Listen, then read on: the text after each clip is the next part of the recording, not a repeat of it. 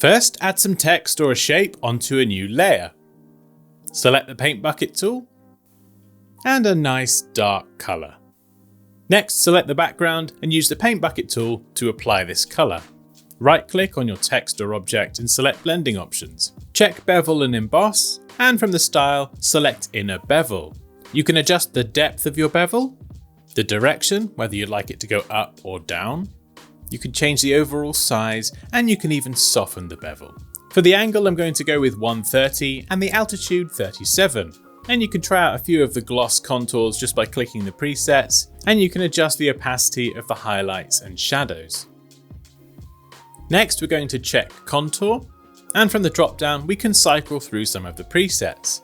What we can also do is click on the thumbnail, and from the drop down, we have some preset contours. And you can customize this further, and I'm going to shape this into a wavy bend. You can also adjust the range and see how the lighting changes in real time. And now I'm going to check inner glow. I'm going to change the blending mode to overlay, and then I'm going to pick a color. I'm going to go with black and click OK, and then bring that opacity down. Now, because of the colors I'm using, it's a little difficult to see these changes in real time, but these are the settings I'm using if you'd like to follow along.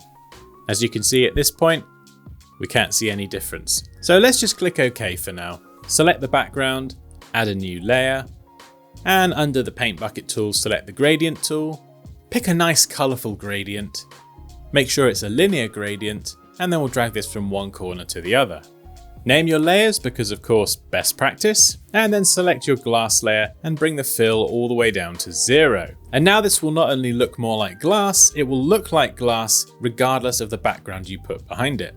You can also go back into the blending options and you can fine tune your glass effect. And the best part, the text is still fully editable. So there we go, that's how to create anything out of glass in Photoshop. If you enjoyed this video, hey, why not subscribe? Ring the bell for the old notifications. Take care, and I'll see you next time.